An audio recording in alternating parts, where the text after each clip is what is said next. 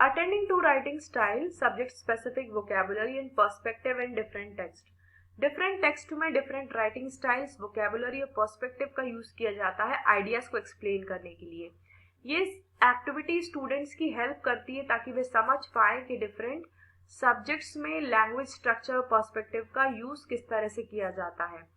ये स्टूडेंट्स की कंप्रीहेंशन और इंटरप्रिटेशन को एनहांस करती है। सो आइए जानते हैं इस एक्टिविटी के बारे में। Firstly we are going to know the meaning of this activity. इस एक्टिविटी का मेन फोकस 3 पॉइंट्स पर होता है। सबसे पहला है राइटिंग स्टाइल और वोकेबुलरी को ऑब्जर्व करने पर, ताकि वो समझ पाए कि डिफरेंट सब्जेक्ट मैटर्स में किस तरह की राइटिंग स्टाइल और वोकेबुलरी का यूज किया जाता है। Second is identifying the perspective और रेफरेंस फ्रेम। वे पर्सपेक्टिव को समझ पाए कि that is whose point of view, context और value system the text reflects, कि जो टेक्स्ट है वो किसके पॉइंट ऑफ व्यू, कंटेक्स्ट को रिफ्लेक्ट करता है। नेक्स्ट फोकस है understanding how the same theme और आइडिया में be express differently across subjects, कि सेम थीम और आइडिया को दूसरे सब्जेक्ट्स में किस तरह से एक्सप्रेस किया गया है या किया जाता है। इसमें स्टूडेंट्स डिफरेंट टेक्स्ट को रीड करते हैं, ग्रुप्स में डिस्कस करते हैं और इंटरप्रिटेशंस को शेयर करते हैं based on how language constructs meaning in each case. Means her case में या हर सब्जेक्ट में लैंग्वेज किस तरह से मीनिंग को बनाती है या उसको कंस्ट्रक्ट करती है। सो आइए जानते हैं इसके ऑब्जेक्टिव्स के बारे में। सबसे पहला ऑब्जेक्टिव है स्टूडेंट्स को सब्जेक्ट स्पेसिफिक लैंग्वेज और स्टाइल से अवेयर कराना। सेकेंड है to develop interpretative skills for analysing tone, perspective and context.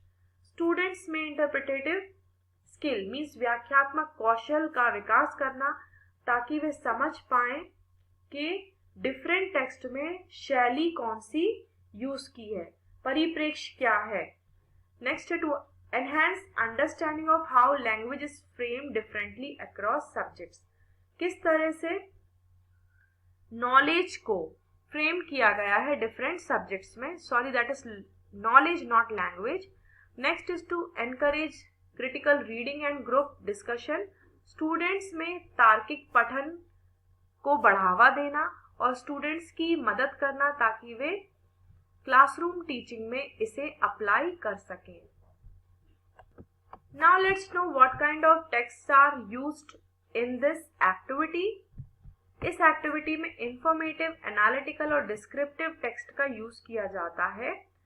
These are some of the examples of text used. Next, we are going to know the steps or the method of this activity. So there are 4 steps involved in this activity. First one is pre-reading or group division. Second is reading and observation. Step third, group discussion, and fourth is sharing with the whole class. So we are going to start with the first one, pre-reading and group division. Class को subject के basis पर divide किया जाता है इन groups, और हर group को 2 या 2 से ज्यादा शॉर्ट टेक्स्ट प्रोवाइड किए जाते हैं, लाइक आर्टिकल, बायोग्राफीज और नॉन फिक्शन एक्सट्रैक्ट्स, और उनको फोकस एक्सप्लेन किया जाता है, that is on how the text is return, not just what it says. Means ये एक्सप्लेन करना कि किस तरह से टेक्स्ट को लिखा गया है, ना कि टेक्स्ट क्या कह रहा है।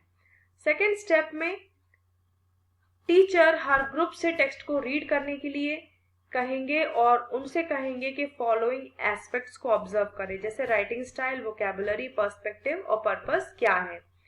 In the third step group discussion will take place. Students discuss करेंगे कि सब्जेक्ट के नेचर के अकॉर्डिंग स्टाइल और वोकेबुलरी कैसी है, और वो टेक्स्ट में सिमिलैरिटीज और कंट्रास्ट को आइडेंटिफाई करेंगे, और ग्रुप्स ये भी नोट करेंगे कि किस तरह से पर्सपेक्टिव अंडरस्टैंडिंग को इन्फ्लुएंस करते हैं। For example, historical versus scientific view point. यहाँ टीचर कुछ प्रॉम्प्ट्स का यूज कर सकते हैं डिस्कशन के लिए, like why does the historian use phrases like perhaps और according to sources, why does the scientist use data and passive constructions. Then comes the step 4। यहाँ पर ग्रुप्स अपनी अंडरस्टैंडिंग को पूरी क्लास के सामने शेयर करेंगे।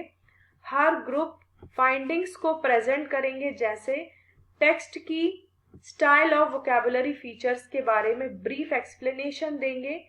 पर्सपेक्टिव के बारे में बताएंगे कि किस तरह के पर्सपेक्टिव को रिप्रेजेंट किया गया है और ये टेक्स्ट दूसरे सब्जेक्ट से किस तरह से अलग है। और टीचर्स क्रॉस ग्रुप डिस्कशन को फैसिलिटेट करेंगे so that they can highlight how disciplinary language shapes thinking, कि सब्जेक्ट्स में जो भाषा का इस्तेमाल होता है वो हमारी थिंकिंग को किस तरह से शेप करते हैं। Now let's discuss the role of the teacher. Teachers will select diverse subject relevant text, विभिन्न तरह के टेक्स्ट का चुनाव करना, and to model how to analyse language features, वो स्वयं करके दिखाएंगे किस तरह से भाषा से संबंधित जो तत्व हैं उनको एनालाइज किया जाता है।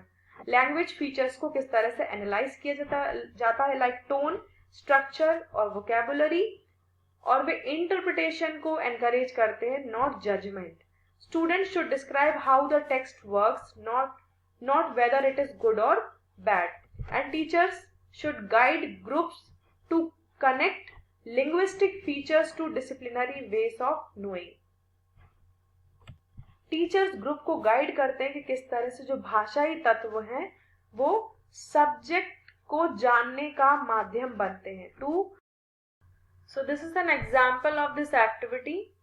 Now let's know its significance. It will help the students in comprehension, समझने में help करेगी, critical thinking encourage करेगी, disciplinary literacy डेवलप करेगी। स्टूडेंट समझेंगे कि सब्जेक्ट्स में किस तरह से लैंग्वेज यूज होती है। Collaborative learning will be enhanced and they will become aware of the language. वो वोकेबुलरीज और एक्सप्रेशंस को, स्टाइल्स को समझ पाएंगे। Thank you so much.